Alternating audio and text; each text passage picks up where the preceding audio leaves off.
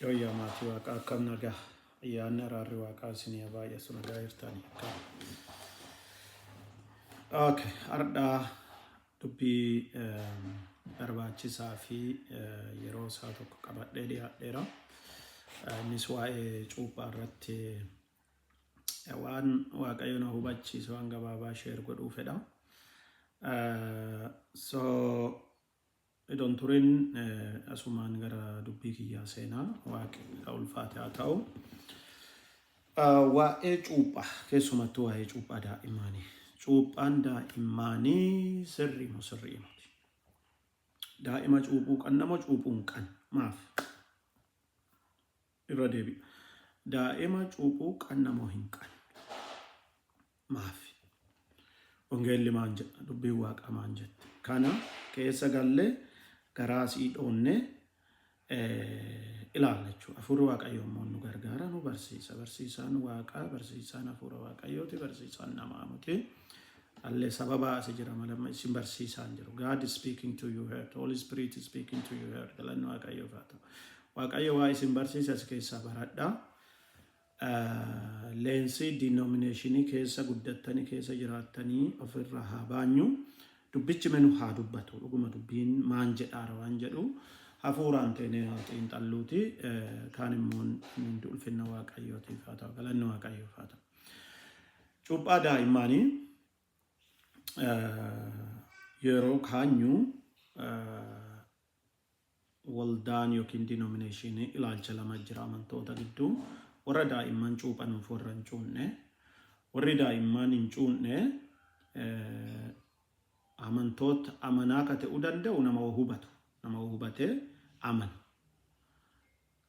Jecha jedhu bu'uura godhatanii yookiin amantiin dhaga'uun dubbii waaqaa irraa ijoolleen dhaga'uu waan hin dandeenyeef wanni kun sirrii miti.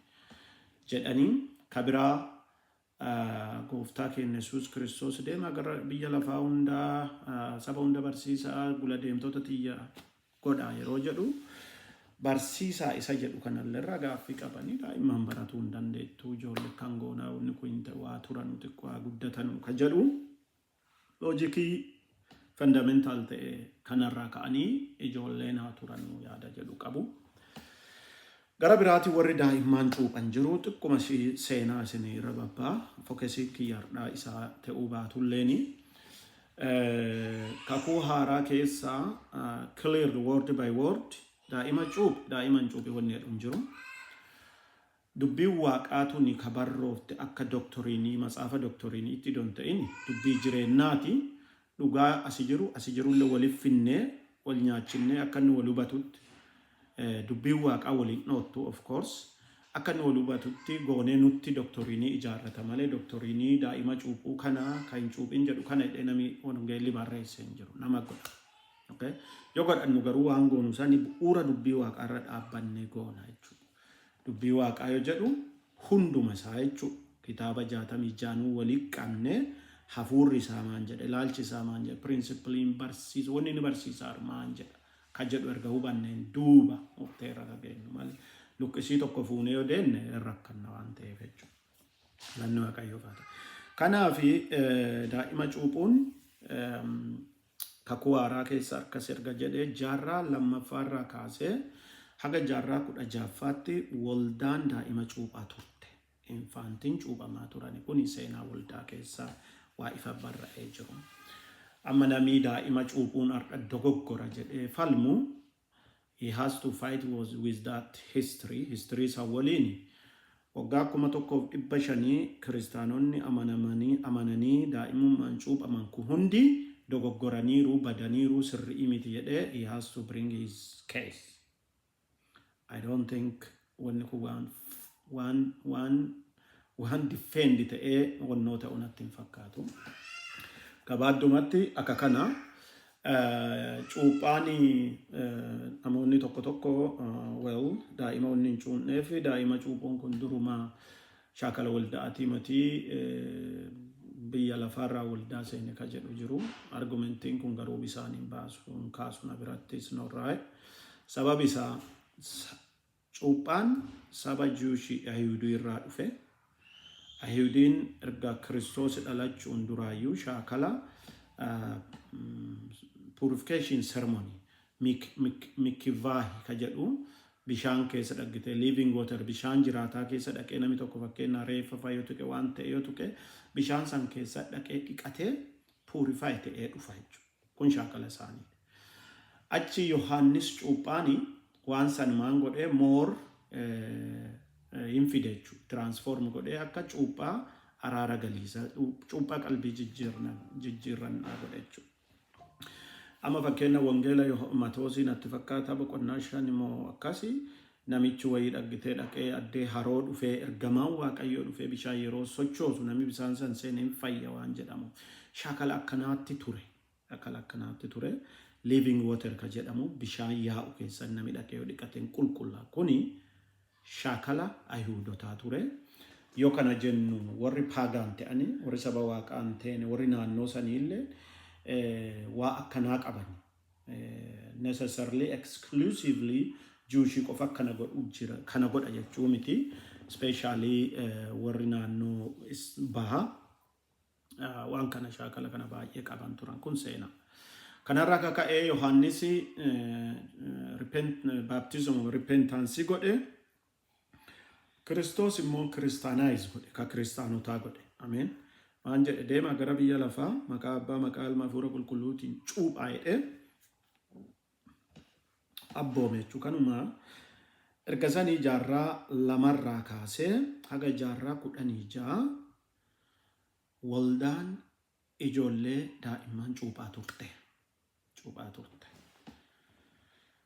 Jaarraa 16 irratti reformationii happen ta'ee warra akka Luuterii warra akka Swinglii kun yeroo bahutti Anabaptist warri jedhanu gareen muraasillee bahe. Gareen muraas kun yeroo bahu jaarraa 16tti maal godhanii they are a bit radical waldaa jechuun kan warra amaneeti daa'imman amananu kanaafuu namni daa'imummaa isaatti cuuphame hundinuu irra deebi'ee haa cuuphamu yaada jedhuuni namoota cuuphuu kaanaan rakkoon xiqqoo uumame jira Anabaptist. Ka jedhamu movementii kana amma waldoonni baay'een tradition isaa inherit godhanii arda dhufani. Okay, arda dhufanii ammallee ilaalchisuun jira jechuudha. So uumami daa'ima hin cuuphin jedhu mormiin practice asii ka'e. Isaan dura garuu to be fair jaarraa lammaffaa gara dhumaatti Tertullian nami jedhamu theologian nami kun nama Trinity len define godhe maal jedhe daa'imman cuuphuun kun ido ture. This is the first argument against infant baptism. Ido ture if baranii ido cuuphamanii ka jedhu kaase. Sabab Tertullian jedheef kana Tertullian akkitti amanu Waaqayyo waaqa cakkaanyii waaqa hamaa kanaafuu cuuphaa al tokko cubbuu nurraa dhiqaa. Mucaan sun amma daa'imummaa cuuphamee cubbuun takka irraa dhiqamee deebi'ee cubbuu yoo dhiqe cuuphaan biraa waan hin jirreef rakkoo kanaaf gara dulloomaatti namni cuuphame iyyuu ka jedhu ilaalcha akkasii qaba which is not really biblical. Haa ta'u this is the first argument against infant baptism. Regardless haga jaarraa 16ffaatti infant baptism was mainstream is the most common practice.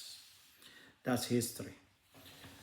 16ffaarraa Anabaptistii erga dhutte achi warri Baptistiin kun Pentecostal maanii ergasan recently denominationiin uumamaa dhufan kuni culture kana incorporate godhaa against infant baptism argue godhaa dhufanii deebi'ee malleen isa kana ka jabeessu jaarraa 18ffaarratti the era of enlightenment yeroo dhufu science yeroo dhufu reasoning come onto sport and reasoning ma beeku kana cuuxa maal goota kun waan jedhu sababa kana dura dhaabbachuu waldaa waan dadhabee fi individual spiritiin kulle jiran sa'oo iraasuni wasi namni waa ifi amurteessu maan nama dirqamsanii jiranti nama irratti impose akka gochuutti wanni kun individualism centering kulleen more momentumii godhata akkuma dhufeen daa'ima cuuphuun kun wannoo ta'aa dhufe cuuphuu dhabuun kun babal'achaa dhufe.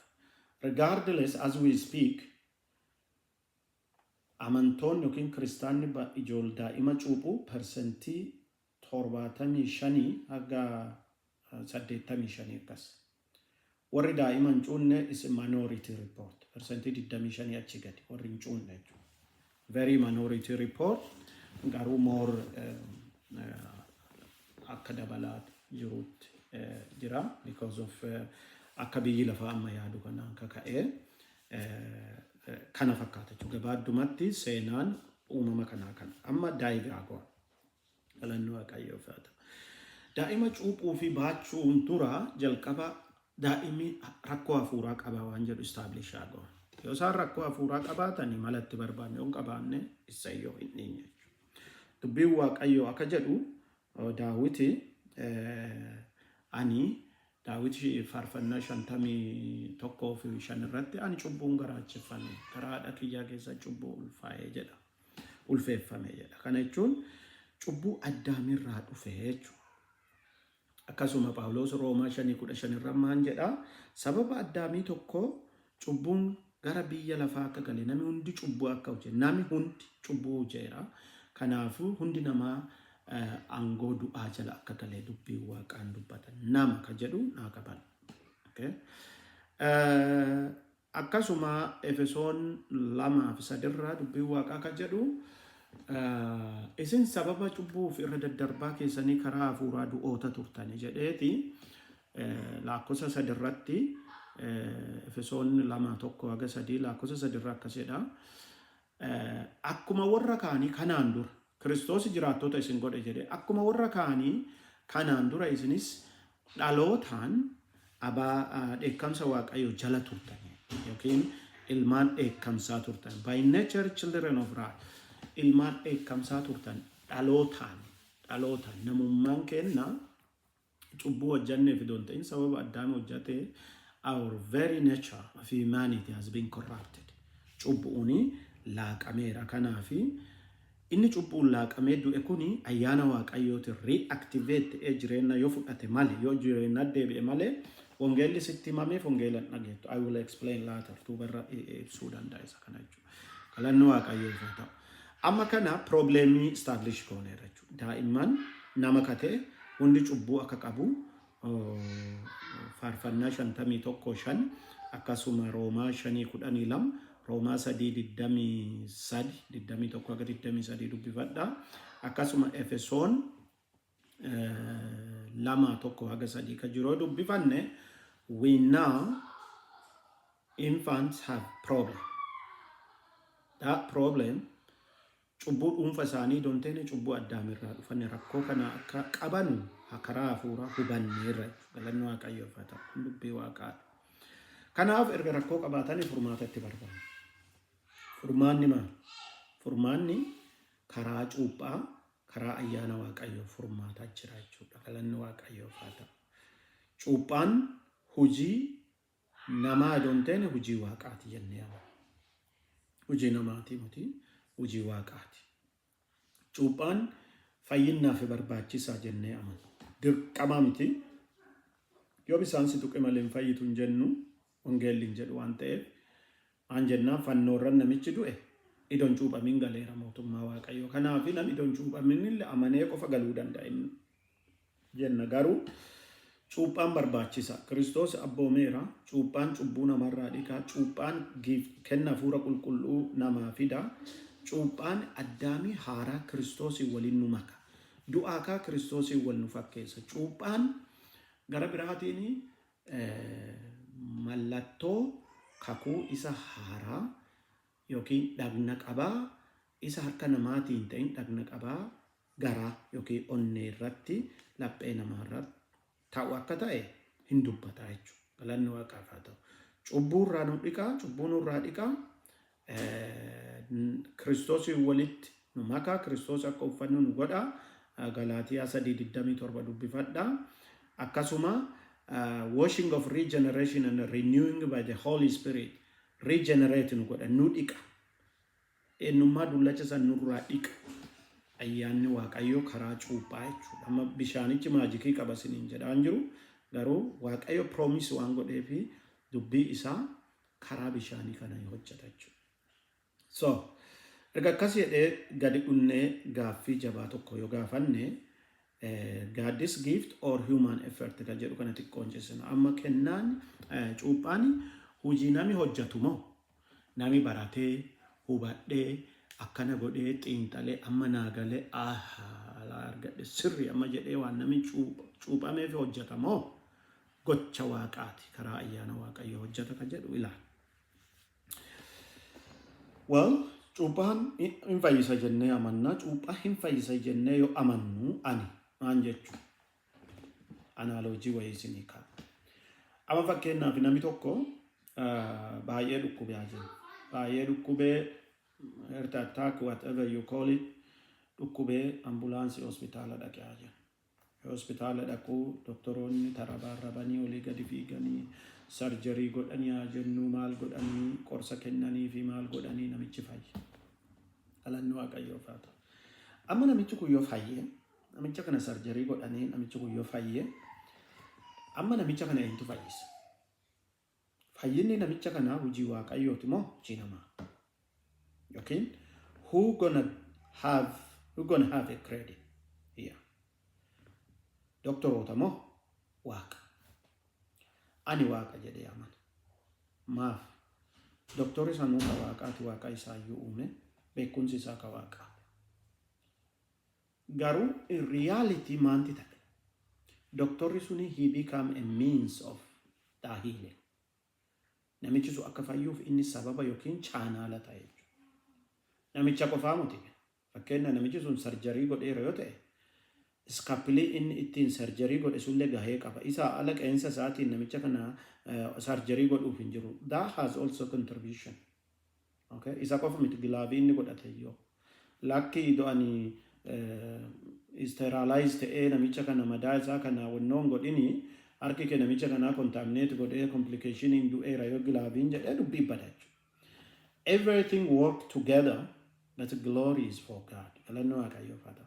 Cuuphaan akkasaan bisaanii miti namicha cuuphuu miti maajikii wayii waan ta'eef miti because God promised it is a means of grace that God deliver what he promised. He promised a remission of sins. He promised regeneration, rebirth. Lammaffaa deebitee karaa bishaanii hafuuraa yoo dhalatte malee ka jedhu jira. Amma hafuuraa isa bishaan isa jedhu isa warri kuni dubbii waaqaa jechuuf jedhanii kontekestii ala dubbifatan jiru. I don't argue with that. Let them believe what they believe. Not my problem. Garuu dubbii waaqaa Niqoodimoos akkam ta'ee galennaani deebii dhaladhu akkam ta'ee deebi'ee dhaladha erga jaarsa ta'ee erga guddadhee qancarennaani hafuuraa bishaaniif hafuurarraa namni yoo dhalate mootummaa waaqayyoon galu jedhe. Okay? Kanaafi amma bishaan isa jedhu kana fuunee dubbii waaqaati kun jechuuni kontekestii sanii wal waa hin deenne because gubbaallee waa'ee cuuphaa haasaa waa'ee bishaanii haasaa dhaqaa dubbifadhaa Yohaannis boqonnaa 3 gubbummaa isaa haga 3 haga 4 lamalleerraa kaasaa dubbifadha. Kanaafi cuuphaan kana deliver godha akka hafuurri waaqayyoo nu keessa boqotu godha maatii waaqayyootti dabaluu kenna maarke godha cuuphaan tokko hafuurri tokko gooftaan tokko amantiin tokko one faith one family one God's family nu dabala jechuudha. Okay? Kanaafi kuni akkana ta'a akkas ta'a jechuudha. Kanarratti mucaan hubatuu maa akkamiin ta'a yoo jenne Yisaaq dhagna qabatuu isaa idoo hubatini akka ilma kakuutti laakkaa'ame as ga'e jechuudha. Period. It doesn't matter if infant understand or no. There is no in the Bible they have to understand. Believing itself is gift. Amanunu kenna waaqayyo namaa kenna waan ta'eef amma isarra yeroo kiyyan gubu. So amanuun kenna jenneerra gift phase is gift. Already Efesoon 2 fi 8 haga 9 dubbifadha. Kabiraati waaqayyoon nu filata malee waaqayyoon filan. Waaqayyoon nu filata. Akka amannu waaqayyoon nu godha. Okay? Akka amannu kan nu godhu eenyu waaqayyoodha. Kiristoos maan jedha isa warra ka abbaan gara kiyya erga eenyu larga kiyyaan baasu. Eentu erga abbaa erga. Abbaa erga abbaan ka erga inni harka isaatiin baasu jechuudha. Galanni waaqayyoof haa ta'u. Kabiraa maal jedha fakkeenyaaf namni tokko akka amanuufu jalqaba garaa isaa Waaqayyoo bane malee hin ta'u. Fakkeenya Liidiyaa yoo ilaalle Waaqayyo garaa Liidiyaa waan banee fi waan Phaawulos fa jedhan sirriitti dhageeffatti turtedha. Waaqayyo garaa namaa bane. Okay? Hojii ergamootaa 15, 16 akkasirra dhaqaa dubbifadha. Waaqayyo bana jechuudha. Kanaaf namni tokko amanuufu jalqaba garaa isaa hafuu ayyaanni Waaqayyo yoo bane malee hin ta'u argumentiin dubbiin Waaqaa ka barsiisu kana malee waan nu qorannee hubannee okay amma naa galeera kana booda yoo amanee amantiin kiyya sirrii okay amma baradhee hubadhee kana booda cuuphame kiyya sirrii yoo hubatiin cuuphame kiyya sirrii moti. This is not what Bible teach, period. It's not what Bible teach. This is what worldly talk. Okay? Waaqayyo hubannaa keenyarraa hunda'ee waan nu godhu tokko iyyuu hin qabu. Ayyaana isaatiin kenna tolaa Waaqayyo warra dadhabootaaf kenna akka daa'immaanii jechuudha. Okay? Kabiraati waa'ee daa'immaanii kana xiqqoo yoo saanne evidensii daa'imman mootummaa Waaqayyoo keessa warra jiran malee daa'imman amantootaa jechuu kiyya warra ganaa wangeelatti lallabnee Yesuus fayyisaa harka kaasu Waaqayyo fudhadhu jennu moti wangeelli kanaan jedhu. Okay? Fakkeenyaa Ximootoos yeroo laalle Ximootoos dubbiin Waaqaa Ximootoos 2:3-15 irraa akkas jedha. That from the childhood, from infancy, remember that from infancy you have known the secured word writings which are able to give you wisdom that leads to salvation. Phaawulos Ximootoosiin daa'imummaa keetiin jalqaddee caafamoota qulqullaa'oo ogummaa kennan kan gara fayyinaa si qajeelchan beektaa. Daa'imiin beeku inni jedhu kanaan hin kufa jechuudha. Period. Sararameera jechuudha. Okay? Daa'imiin beeku hubattuuni kanaan hin sararama jechuudha. This is the word of God. Kana marakkooni namni xiqqisuma tokko qofa fudhatee bakka okay mismaati example kan it doesn't work that way. We have to harmonize it. What really it's talking. Yoo amma namni hubatu malee jenne hubannaa kanaayyuu kreditii namaa kennaa ramamaa. Hubannaa san Waaqayyo dandeessisa ayyaana Waaqayyootti godha jennee ka amannu yoo ta'e akkuma dubbiin reefuu jedhe waa'ee Liidiyaa argumentiin hin jiru jechuudha. Okay? Waaqayyo warra hubanneefis ayyaana kenna warra hubatu qofaaf hin kennu. Kenni Waaqayyo immoo hubannaa namaarraa hundaa yoo ta'e it's a reward, it's no gift. But we know our salvation, our faith, our everything is a free gift of God. Praise the Lord. Okay. Kabira Phaawulos ijoollota akkamilla. Phaawulos amma Efesoon farra yeroo laal ijoollota Waaqayyoof jedha gooftaaf jedha abbootii keessanii maatii keessanii maante ajajamu. Eenyuuf jedha Waaqayyoof jedha. Amma kontekstii isaa haa ilaalla. Yeroo kan amma matsaafa Efesoonii banee dubbisaan jiru sabii kanaaf Phaawulos xaalayaa barreessa. Xaalayaa yoo barreessu sammuu Phaawulosii keessa daa'imman achi keessa jiran suni amantoota jechuudha. He addressing them spiritually. He is not saying, okay, parents, teach this kid properly, teach them, show them the way, and when they grow up, teach them this and that. Akkas jedhaan jiru. He already perceived them or considered them as a believers and he addressing them directly. Karaa maatii miti. Ijoollee gooftaaf jedhaa maatii keessanii maante ajajama. Phaawulos nama amanne tsaafaan jiru. Phaawulos nama amane nama mootummaa Waaqayyoo keessa jiru tsaafa jechuudha. Ijoolleen tun yoo hin cuuphamin they don't have identity. We cannot call them Christian because they haven't closed Christ yet. Baptizimii akkuma jenne Qolaasiisa irratti Kiristoosii uffachuu jenna. Kiristoosii yeroo uffannu wayaan kenna inni xuraawaan inni karaa Addaamii dhufe sun nurraa bu'a. Wayaa haaraa the robe of righteousness karaa Kiristoosii uffanna jechuudha. Nama wayaa Kiristoosii uffatin kiristaana jechuun it's you call, I don't call it. Okay? That's not what the Bible says. Kanaafi Phaawulos ijoollee akka amantootaa direct address godha. Spiritually hubatan jedhee jechuudha. So akka gula deemtotaatti akkuma warra kaaniitti abbaa manaa keessanii ajajama, haadha manaa keessan jaalladha. Akkuma warra gorse gurguddoota gorse ijoollee gorsa Phaawulos. Kuni clearly ijoolleen akka achi keessa jiran community amanan keessa akka laakkaman mul'isa.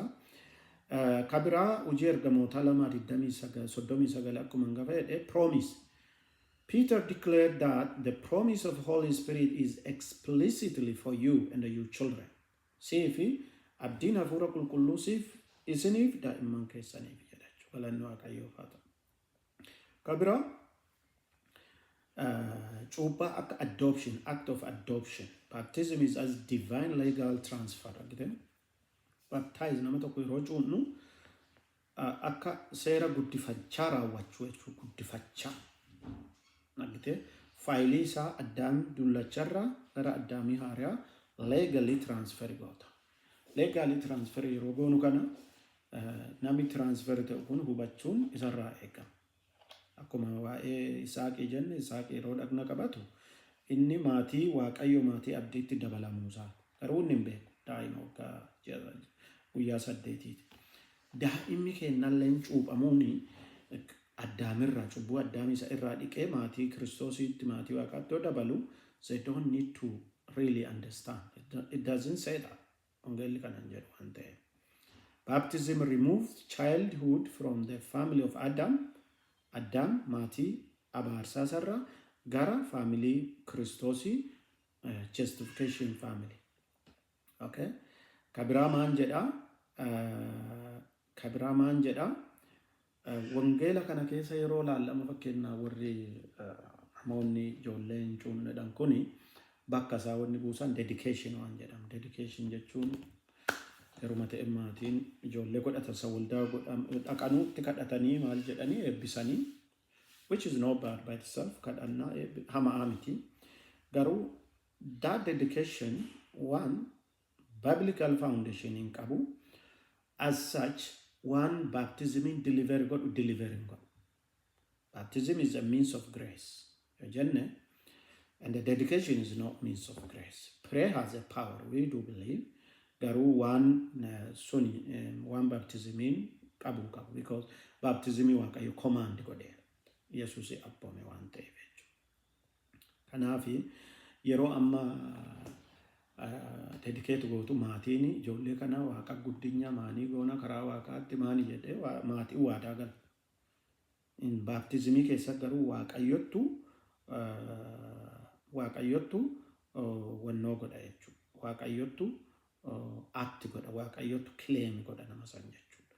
Innaa hojii ergamootaa fakkeenyaaf 16-15 akkasumas 33 irra laalle maatii hundi cuuphamuu ka jedhu. Maatii kana keessa daa'imman hin jiran jennee amannaa jechuudha. Okay, gabaaddumatti summarize yoo godhe dubbii isaa akkas. Solid biblical summary yoo dhufe infant daa'imman rakkoo qabu. Rakkoo isaanii original sin karaa addaamii ka dhufe. Cuuphaan the logic of grace and the logical of biblical reality yoo laalle cuuphaani infant need healer from birth. Uumamuu isaaniirraa waa isaan cubbuu addaamii isarraa fayyisu barbaadu. Solution furmaati maani regeneration and grafting into Christ. Lammafa dhalachuu fi Kiristoos irratti ganaa hodhamuu yookiin ijaaramuu yookiin qabachuu karaa cuuphaa daa'imman maatii tokkorraa hidda tokkorraa buqqanii hidda tokko dhaabbatu. Hiddi isaa itti dhaabbatan lammaffaan Christos jechuudha. This remedy matches the scale of the disease. Source cubbuu eessaa dhufa? Addaamirraa dhufe. Amantiin immoo kenna Waaqayyo akka ta'e ilaalleerra. Kenna kana Waaqayyo akka kennu immoo eejjii laalee limitiin godhu yookiin humna hubannaa namaa laalee limitiin godhu. Fakkeenya mental issue namni qaban wangeela dhaga'anii nama gurguddaa jechuudha. Wangeela dhaga'anii ergaa wangeelaa hubatan fakkeenya hojjan akka amma doktoriinii namni baratee hubatuu qaba jedhutti namoonni kun amanan jechuudha. Garuu Waaqayyo akkuma waa'ee liidii irraa dubbinye akka namni hubatuu ka godhu jalqaba ayyaana Waaqayyo akka ta'e yoo walii galle gahaadha. Fakkeenya Ximootiin daa'imummaa isaarraa akka dubbii beeku. Kanaafuu ijoollee hin barattu jechuun sirrii himate jechuudha. Hin baratti akka kenna yoo dubbii baattellee waa isaaniin baratti waaqayyo ayyaana isaatii hammuma isaaniitti isaa waliin daily godhaa jechuudha. Infant can possess spiritual life. Okay? Hafuura qabaachuu danda'u. Ijoolleen staatusii waldaa keessatti they are in the Lord. Okay? They are in the Lord. In the Lord erga ta'an immoo waan Lordin provide cufa arga accessii qabaachuu qabu malee restrict goone okay waldaa keessa guddatte garuu ati kanan gootu cuuphaa umurii kana siin. For that matter there is no such thing umurii kana cuuphaa wanni Bible keessa hin jiru. Okay?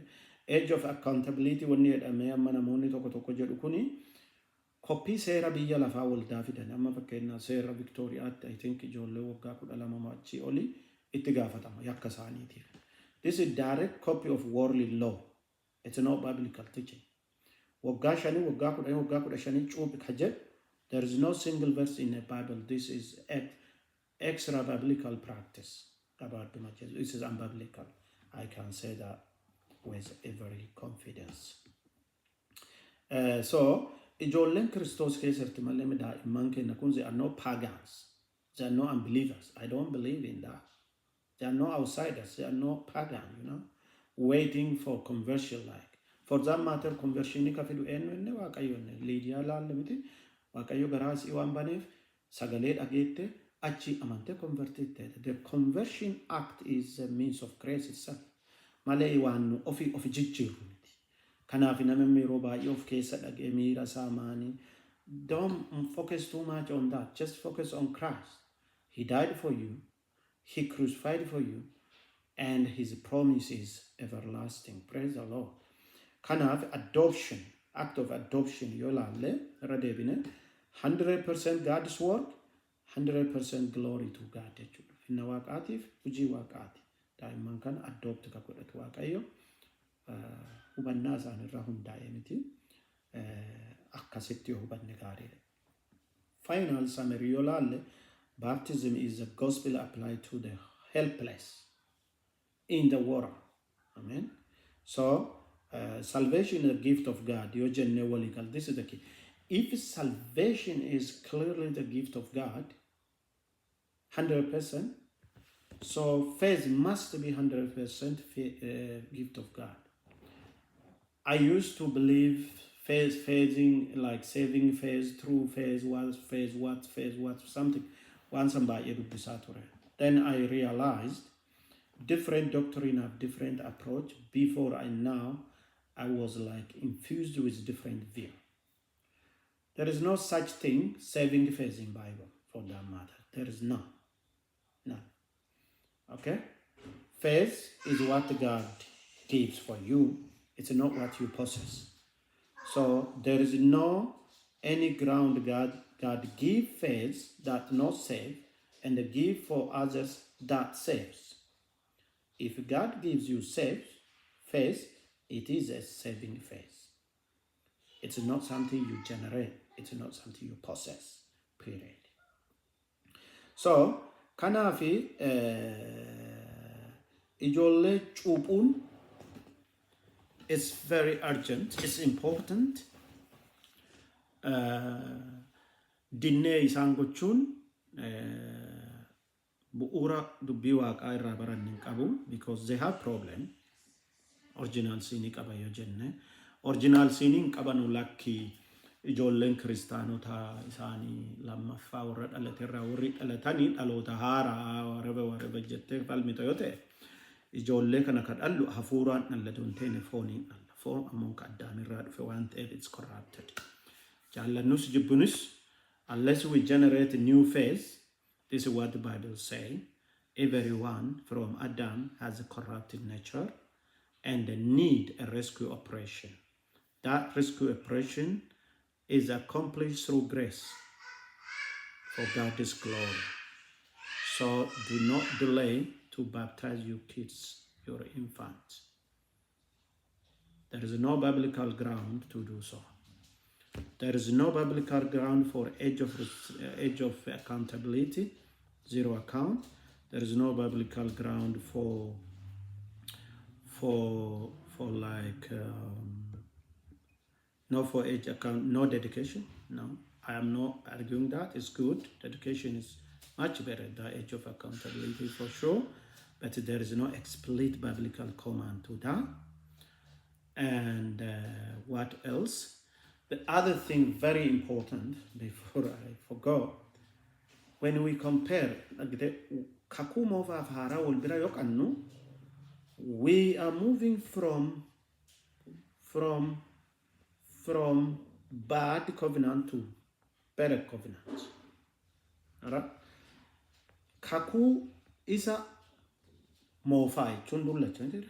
Kaku isa rakko qaburra hanqina qaburra gara kaku isa foyye qabu isa wayya qabu tide. Okay. Anjechu. Kaku mofa keessa saba waaqa warrin teen warra kenna including teen fok. Restriction qaba. Kaku mofa keessa dhiirota qofa milikkitatti godhan malee dubartiin ta'u. Kakuu mofa saba Israa'elii qofaaf. Kakuu haaraahu saba hundumaaf. Okay? Saba hundumaaf. So, amma saba hundumaaf more inclusive kakuu ta'e kana keessatti nuti dhunne age limiti goone okay age kana gadi ati kana shaakalta age kana ol kana shaakalta yoo jenne we making it less better than the old one, which is not what the Bible teaches. The old, the new, supposed to better covenants by the blood of Jesus Christ, all inclusive. Komo mani danga umuri mani wanto wonni sadange sunjuru kanafi bifa sani yola lellen kun fel koda hubatu qabanami argumentin jedhu bisain kaso akkuma reefu jenne because Isaac dagna qabachuusa humbe. But it applied for him. Okay? Akkuma sa adoption, waaqayyo adopt ijoollee yoo godhu, ijoolleen beekuu matter imiti. It's only what God doing, God adopting it. Hubannaa namaarraa hundaa wanni jedhu kuni basically yaadama si ana dhufe individualismin kun. Dhagitee taree al tokko you are you God jechuun lekka aneeran mati bakka waan feete murteessuudhaan you are the center of gravity. You decided what you want and what you believe is right. This is what the world teach, but the Bible teach different. What God now for us is better and good, and we better practice it more than farther delay. Alannu waaqayyo faataw eebbifamaa kanuma jedhe irraa bu'aa soo gabaadduma yoo cuunfine kana fakkaata jechuudha. Ijoolleen rakkoo qabu original sin cuuphami furmaata qaba. Araara cubbuu fida in fayyisa. Baptism saves jedha Petros. Baptism saves now. Baptism amma servicing godha jenneerra. Akkamiin save godha baptism isa jedhu analogy doctorii isa jedhe sanii dhageeffadhaa warri dhageeffatiin duuba deebi'a.